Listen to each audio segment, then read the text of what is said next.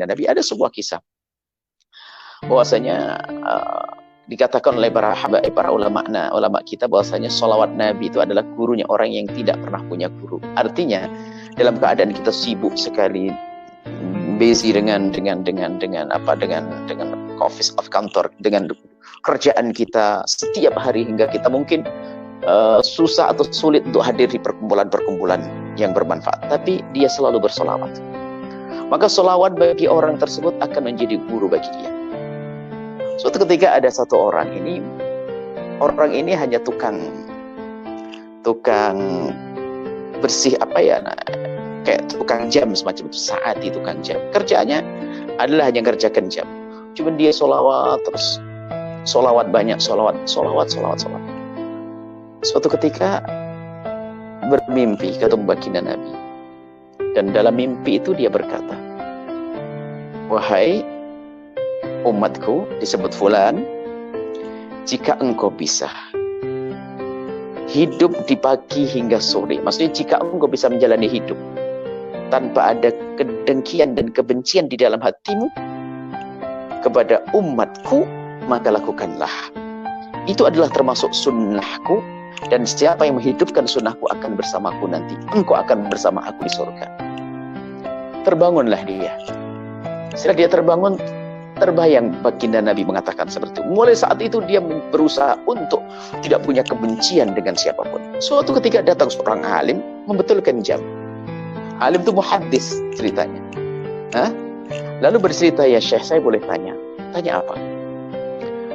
"Saya bermimpi ketemu baginda Nabi SAW, dan beliau berkata bahwasanya ya gulam, ini istata'ta," dalam bahasa Arab, ini istata'ta an tusbiha wa laysa fi qalbika ghillun ala ahadin minal muslimin.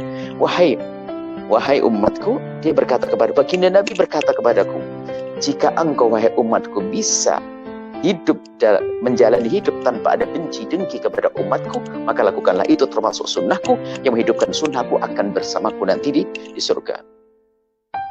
Justru yang alim tadi bertanya, "Kamu punya amalan apa itu? Kamu belajar apa?" "Saya tidak bisa belajar, saya sibuk, saya cari nafkah.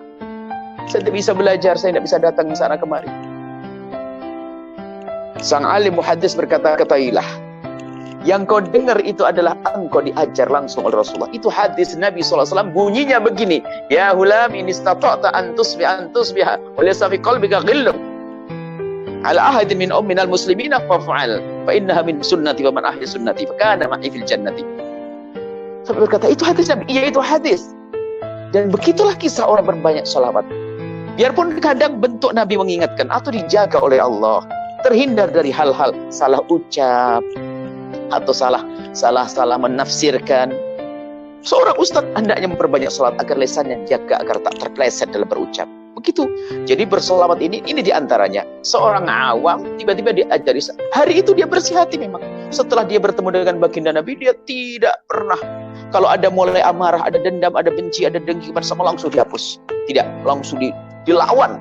Mulai dari memberikan hadiah, bertegur sapa, mendatangi orang yang dibenci dan dengki, sehingga dia menjadi kekasih Allah. Dan dialah wali seperti itu. Salamatus sudur, hatinya salim, qalbun salim. Ini adalah termasuk hikmah dari salawat. Dikatakan adalah orang yang berbanyak salawat kepada Rasulullah dan diupayakan dengan salawat yang khusyuk, hadirkan Nabi di hatinya, maka dia akan mendapatkan guru. Nabi akan menjadi gurunya. Allah akan memberikan ilmu langsung, ilmu laduni. Artinya kadang orang alim pun tidak tahu, tapi ternyata dia tahu. Diberitahu oleh Allah Subhanahu wa Ta'ala. Karena apa? Sambungnya dengan Rasulullah SAW. Ini adalah kisah salawat. Maka mari kita memperbanyak salawat agar lisan kita dijaga oleh Allah, perilaku kita dijaga oleh Allah.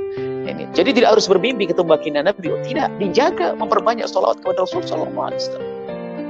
Seperti itu. Nah, dan ini. Semoga ini adalah bisa kita amalkan. Dan juga ada hal lain lagi yang perlu kita perhatikan ya. Agar tadi yang kedua apa tadi? Selain daripada hikmah salawat, cerita salawat apa diminta? Ya, kisah-kisah yang boleh sebagai ibu bapa kita boleh sebagai contoh lah untuk kita pulang, sebelum kita pulang, ibu bapa yang menonton, dia dapat hayati kisah yang dapat membuatkan anak-anak rasa lebih cinta kepada baginda Nabi sallallahu alaihi wasallam. Contohnya Subhanallah. yang diperkan ataupun ceritakan kepada anak mereka. Baik, subhanallah. Banyak cerita-cerita pecinta dan perindu baginda Nabi sallallahu alaihi wasallam. Mungkin bisa dicari juga, akan tapi perlu kami hadirkan nanti sekelumit di sini, di antara cerita tentang bagaimana kerinduan kecintaan Sayyidina Bilal bin Rabah yang pernah kami hadirkan dalam kisah itu. Bisa jadi kecintaan Sayyidina Bilal bin Rabah. Juga ada seorang anak muda, Thalabah bin Abdurrahman. Ada seorang anak muda yang umurnya 14 tahun tapi sangat mencintai baginda Nabi sallallahu alaihi wasallam. Maka impiannya adalah selalu melihat wajah Nabi. Kalau dia berjauhan itu tak senang hati. Dia ingin melihat wajah Nabi, sehingga tampak dari wajahnya selalu tersenyum dan tersenyum. Ini adalah kisah Thalabah bin Abdurrahman. Thalabah bin Abdurrahman ini suatu ketika disuruh oleh baginda Nabi sallallahu alaihi wasallam. Di saat disuruh oleh baginda Nabi sallallahu alaihi wasallam, tiba-tiba dia melewati di ganggang kota Madinah. Thalabah bin Abdurrahman umurnya masih 14 tahun. Dia sangat mencintai Nabi. Bahkan Nabi senang menyuruh dia itu, kenapa? Kalau disuruh itu cepat, jalannya cepat. Ditanya oleh sahabat, kenapa kau jalanmu cepat sekali seperti orang terburu-buru? Dia berkata, kalau aku disuruh baginda Nabi berarti aku kan tak melihat Nabi. Aku ingin menyelesaikan pekerjaanku lalu bisa kembali, lalu bisa melihat wajah baginda Nabi Muhammad sallallahu alaihi wasallam. Di saat itu diminta oleh baginda Nabi untuk hajat Rasulullah sallallahu alaihi wasallam. Akhirnya melewati di ganggang kota Madinah. Di saat itu ada rumah fakir yang tiba-tiba pintunya terbuka karena hempasan angin, diterpa angin. Pintu rumah fakir, ya rumahnya pelepah kurma yang dirakit begitu, terbuka. Di balik pintu itu ada kain penutup tandas kamar mandi, toilet untuk mandi. Kainnya terbuka, dan di saat kain terbuka itu, di sana ada wanita yang lagi mandi. Namanya manusia normal, punya telinga dan punya mata, mendengar suara pintu terbuka, dia menoleh. Dan di saat menoleh itu kelambunya, kainnya tersingkap, terbuka. Dan di balik kain ada wanita yang lagi mandi. Wanita yang menjerit kaget dan dia juga kaget. Astagfirullah. Setelah itu dia merasa malu sekali melihat itu semuanya. Dan menyesal. Kenapa aku harus melihat ini semuanya? Anak kecil. Yang ada hanya cinta dan rindu dengan Nabi, hukum-hukum ilmu belum banyak dia. Yang ada di hatinya adalah dia merasa sedih, takut tidak dilihat Nabi, takut Nabi murka, takut Nabi marah. Akhirnya apa? Dia tuh bingung mau pulang ke Nabi karena tahu Nabi itu punya wahyu. Takut nanti pulang Allah ngasih tahu ya, kepada baginda Nabi kalau Thalabah bin Abdurrahman melihat ini.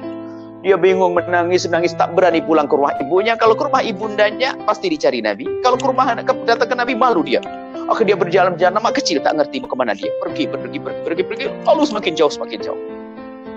Baginda Nabi sallallahu alaihi wasallam mencari. Di waktu sholat ditunggu, Abdurrahman mana kau belum datang? Thalabah bin Abdurrahman. Gak tahu ya Rasulullah. Hari berikutnya ditanya, cari Thalabah bin Abdurrahman. Gak ada ya Rasulullah. Cari ke rumah ibunya. Dicari, tidak ada ya Rasulullah. Sampai 3 hari tak ada dicari. Nabi mencari dan baginda Nabi mencari terus. Hingga akhirnya Nabi memerintahkan dengan wahyu tentunya. Ya Umar, ya Salman, cari Thalabah bin Abdurrahman di sana, di antara 2 bukit itu. Kau ke sana. Sayyidina Umar bin Khattab dengan Thalabah bin Abdurrahman pergi ke tempat tersebut. Salman Al-Farisi dengan Sayyidina Umar pergi mencari Thalabah bin Abdurrahman ke tempat tersebut. Setelah sampai ke tempat tersebut, tak ada apa-apa. Dari kejauhan tak ada, hanya ada semacam sesuatu yang bergerak begitu. Sayyidina Umar bin Khattab dan Sayyidina Salman Al-Farisi naik ke atas bukit itu melihat ke bawah. Gak ada apa-apa, hanya ada sesuatu yang bergerak. Diperhatikan itu adalah gerombolan domba-domba. Langsung Sayyidina Umar, wah mungkin Thalabah sekarang ngembala domba kali. Ada orang yang kelihatan kecil dari jauh dari atas bukit, turun Sayyidina Umar. Didekati orang tersebut, ternyata bukan Thalabah bin Abdurrahman. Lalu bertanya Sayyidina Umar bin Khattab, ya Pak, Bapak tinggal di sini ya? Iya, saya tinggal di sini. Kenapa? Apakah Bapak melihat ada anak kecil? Banyak anak kecil di kampung situ banyak. Bukan, umurnya 14 tahun. Cirinya gimana? Ada anak kecil umurnya 14 tahun, saya mencari dia. Cirinya gimana? Dia orangnya kalau berjalan tuh senyum terus. Jadi Tha'labah bin Abdurrahman tuh punya ciri kalau berjalan terus senyum. Karena apa? Dia membayangkan Nabi terus. Makanya kalau mukanya tak senyum macam lihat jin kali ya. Makanya Nabi itu besar wajahnya senyum. Jadi upayakan kita tuh selalu bisa senyum mengikuti gayanya baginda Nabi SAW. Dia kalau berjalan senyum terus. Jadi anaknya kecil umur 12 tahun dia suka senyum terus, kalau jalan senyum. Kata pengembala domba ini, oh kalau itu tak melihat. Aku melihat ada anak umur 14 tahun, saya tak kenal dia. Dia orang mana tak tahu. Cuman dia tak mudah tak senyum, tapi dia nangis. Suka nangis toh. Sayyidina Umar berkata, wah bukan dia kali. Cuman dia barangkali dia, Nabi mengatakan di sini, baginda berkata, mungkin dia. Di mana Pak orangnya? Itu di atas bukit sana itu. Ngapain? Setiap menjelang maghrib dia ke atas sembunyi di sana. Dia ketakutan seperti itu. Oh baik, saya akan lihat ke sana. Oh jangan. Kamu jangan ke sana. Kalau kamu ke sana dia akan lari. Dia takut sama orang. Lalu bagaimana Pak? Saya ingin tahu dia, kata Sayyidina Umar. Sayyidina Umar bertanya, gimana agar aku bisa melihat dia? Kau sembunyi di balik batu. Nanti anak itu menjelang maghrib, setelah saya akan istirahat, akan datang. Dia minta susu. Dia datang, lalu aku kasih susu. Setelah minum susu, dia naik lagi. Dan dia naiknya buru-buru. Minumnya buru-buru langsung naik lagi. Sayyidina Umar sembunyi di situ. Setelah Sayyidina Umar sembunyi, turun betul ada anak kecil. Sayyidina Umar memperhatikan, menjelang maghrib masih ada remang-remang, ada cahaya matahari. Setelah dilihat begitu, semakin dekat, minum. Dikasih segelas susu, minum. Minum. Setelah minum, Sayyidina Umar semakin mendekatkan wajah beliau, ternyata betul ini Tha'labah bin Abdurrahman. Sayyidina Umar menyeru, Tha'labah bin Abdurrahman. Kaget dia, siapa kau? Aku Umar. Ya Umar, kenapa kau datang ke sini? Apakah ada wahyu turun mengatakan Tha'labah melakukan dosa? Tha'labah langsung lari naik ke atas lagi. Dikejar Sayyidina Umar. Dikejar sampai dibegal. Lalu dibawa pulang dipaksa. Dinaikkan di atas kendaraan, di atas kudanya. Dibawa pulang, dipaksa. Perjalanan jauh ini. Sampai di rumah Tha'labah sakit. Dan setelah Tha'labah bin Abdurrahman sakit, sebelum sampai rumah di perjalanan sakit, karena sakit oleh Sayyidina Umar, dikembalikan ke ibundanya. Dan tidak bisa berjalan. Diserahkan ke ibundanya, ini anakmu. Lalu pergi ke baginda Nabi Sayyidina Umar. Sayyidina Umar melapor kepada baginda Nabi dan bercerita, Ya Rasulullah, saya sudah ketemu dengan Tha'labah bin Abdurrahman. Mana dia? Sakit ya Rasulullah. Sakit? Iya ya Rasulullah. Apakah perlu saya bawa ke sini Rasulullah? Tidak. Kata baginda Nabi. Aku yang akan datang ke sana. Aku akan lihat dia. Baginda Nabi datang ke tempatnya Tha'labah bin Abdurrahman. Diketuk pintunya, mengucapkan salam. Tha'labah bin Abdurrahman ketakutan di dalam. Ibunda yang bersilakan masuk, ya Rasulullah silakan masuk. Alhamdulillah Tha'labah bin Abdurrahman menutupkan wajahnya ke bumi. Takut melihat Rasulullah. Ya Tha'labah, aku Rasulullah. Iya ya Rasulullah, aku dengar, aku tahu ya Rasulullah. Tapi aku malu. Lemas. Kenapa ya Tha'labah? Ada apa dengan kau? Tidak Rasulullah. Lemas sekali Tha'labah bin Abdurrahman. Oleh Rasulullah diangkat kepala beliau, diletakkan di pahanya Rasulullah. Paha mulia baginda Nabi. Jadi kepala Sayyidina Tha'labah diletakkan di paha suci baginda Nabi SAW. Di saat diletakkan di paha suci baginda Nabi, Tha'labah menurunkan kepalanya langsung. Diturunkan lagi. Dinaikkan lagi, enggak mau. Kenapa ya? Biar kau duduk yang enak di bangkuanku, kata Rasulullah. Tha'labah berkata, tidak ya Rasulullah. Kepala ini tidak pantas duduk di bangkuan sucimu ya Rasulullah. Memangnya kenapa kau Tha'labah? Kau telah melakukan apa? Karena kepalaku membawa mata yang telah melihat sesuatu yang Allah murkai ya Rasulullah. Kenapa ya Tha'labah? Apa yang kau lakukan? Diceritakan oleh Tha'labah bin Abdurrahman, dipegang Rasulullah. Cerita kau. Cerita. Setelah Nabi mendengar cerita, lalu Nabi bertanya, Tha'labah, aku sudah dengar cerita darimu. Kau melihat seperti itu dan kau menyesal, kau sedih, kau menangis. Sekarang aku mau tanya, kau pengen apa? Aku ingin selalu bersamamu di dunia dan di akhirat ya Rasulullah. Aku takut di saat aku melihat yang haram itu, lalu aku tidak bisa melihatmu lagi nanti ya Rasulullah. Lalu kau minta apa lagi? Aku minta Allah mengampuniku. Dua permintaan. Minta bersama Nabi, melihat Nabi, dan minta diampuni. Sayyidina Nabi mengatakan, Allah sudah mengampunimu. Karena kau melihatnya tidak sengaja. Satu. Yang kedua, engkau akan bersamaku nanti di surga, melihatku di surga. Setelah itu Tha'labah berkata, ya Rasulullah, kenapa Tha'labah? Aku merasa bahwa di antara kulit dengan dagingku ada semut yang merayap. Ada semut yang merayap ya Rasulullah. Ya Tha'labah bin Abdurrahman, itu tandanya kau akan wafat, ajalmu sudah dekat, akan dicabut nyawamu. Ucapkanlah kalimat thayyibah, la ilaha illallah. mengucapkan la ilaha illallah. Nabi mengatakan, Nabi membimbing, Nabi mentalkin la ilaha illallah. Ditiru la ilaha illallah.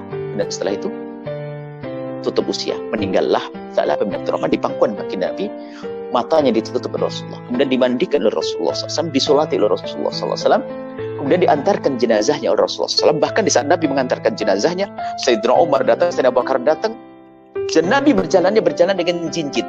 Cincit itu adalah mungkin bahasa Jawa, cincit ada dengan kayak berdesak-desakan begitu. Lalu sahabat Abu Bakar bertanya, ya Rasulullah, kenapa engkau berjalan seperti itu, seperti berdesak-desakan? Padahal tempat kan luas ya Rasulullah.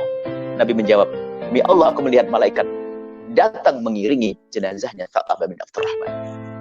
Baik, ini sebuah kisah. Lihat. Hikmahnya apa? Lihat. Kalau sudah orang mencintai baginda Nabi, impiannya adalah bersama Rasulullah. Melakukan dosa kecil menjadi gede. Takut matanya tidak bisa melihat Rasulullah. Dan sengaja kisah ini sering kami hadirkan untuk anak-anak muda. Karena apa? Zamannya zaman internet, zaman handphone, zaman lihat. Masya Allah. Ngaku cinta Nabi, tapi yang dilihat apa kira-kira? Ini melihat apa di kamarnya? Ini Sa'labah bin Abdurrahman melihat tidak sengaja. Dia lihat tak sengaja, tapi karena cinta di dalam hatinya takut tidak bisa melihat Rasulullah. Dan karena ini yang pertama, mari kita jaga mata kita, anak-anak kita. Kita biasakan untuk menghindar dari yang haram. Yang pertama. Yang kedua apa? Kalau orang mencintai baginda Nabi, lihat. Nabi yang mencari. Dan bahkan nanti di padang mahsyar kalau kita mencari baginda Nabi gak bisa. Tapi Nabi yang bisa mencari kita. Nabi akan melihat tanda pada kita kalau kita ada cinta kepada baginda Nabi. Kalau kita mencari Nabi nggak bisa, Nabi terlihat karena pancaran cahaya memenuhi mahsyar. Kita bisa melihat pancaran cahaya Nabi, tapi nggak bisa mendekat kalau tidak ada cinta di hati. Sa'labah bin Abdurrahman karena ada cinta di dalam hatinya, maka lihat, dia menghindar dari kemaksiatan. Yang kedua apa? Dicari oleh Rasulullah, bukan dicari sampai di saat wafat ditalkin oleh Rasulullah. Kemudian dikafani oleh disolati Nabi, disolati, bahkan diantarkan jenazahnya oleh Nabi, dijanjikan kebersamaan dengan baginda Nabi SAW. Ini buah daripada mahabbah Rasulullah SAW. Masih banyak kisah-kisah, insya Allah ini adalah diantaranya. Baru juga karena apa? Kami senang dengan kisah ini untuk anak-anak muda. Karena apa? Hari ini adalah hari mata kita sering dirusak oleh apa yang Allah berikan kepada kita dari handphone, televisi dan sebagainya. Kadang kita tidak ingin melihat itu, tapi tiba-tiba datang berita kabar itu. Maka paling enak kita puasa tak solehat macam-macam itu, tak lihat internet ini. Tapi hari ini nggak mungkin kita menghindar dari itu. Akan tapi kalau ada kunci mahabbah ke Rasulullah, bisa akan melihat langsung ingat Rasulullah. Aku kalau melihat ini terus tidak akan melihat Rasulullah, maka langsung ditutup. Astagfirullah. Indah. Itu diantara kisah. Banyak, insya Allah kisah-kisah.